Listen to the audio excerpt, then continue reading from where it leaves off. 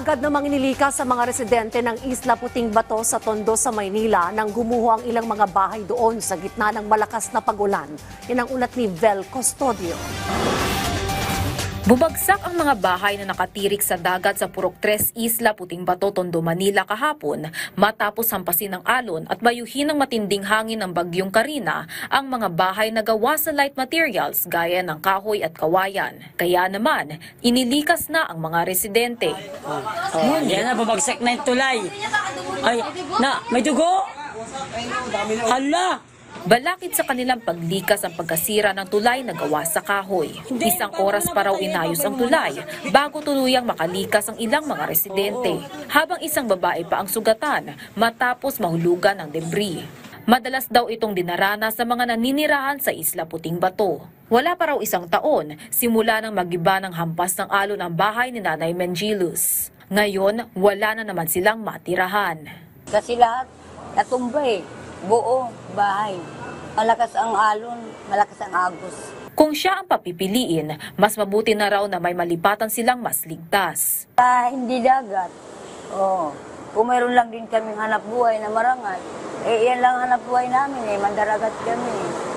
Kung wala pa kaming malilipatan, nangangailangan kami ng tulong para mapatayo namin uli yung bahay namin.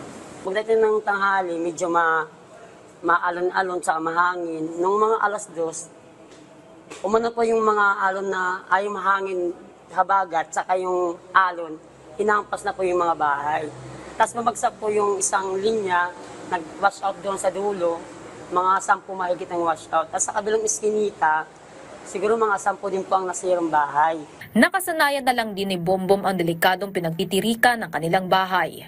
Ma'am, sanay na po ako kami dyan sa araw-araw na ginawa namin dyan Maaaring mahigit 1 linggo pang manunuluyan sa evacuation center ang mga biktima ng pagguho ng mga bahay. PM to as of 6 p.m. kanina nakapag-interview na po kami ng 25 families. So sa nangyayari po ngayon, kagaya niya, medyo malakas-lakas yung bugso ng hangin at the same time uulan-ulan. Kapag medyo tumaas uli ang tubig at nagkaroon ulit ng lakas ng hangin, medyo magkakaroon ulit ng effect yan sa mga bahay nila. So kung kanina naka-interview kami ng 25, may possibility pero hindi pa naman po final na madagdagan sila. Nakakatanggap na ng relief goods at pagkain mula sa City Government ng Manila ang mga nananatili sa evacuation center. Samantala, pagsapit ng umaga, malakas pa rin ang hangin at alon sa Maynila. Lumalagpas na sa seawall ng Manila Bay ang hampas ng alon.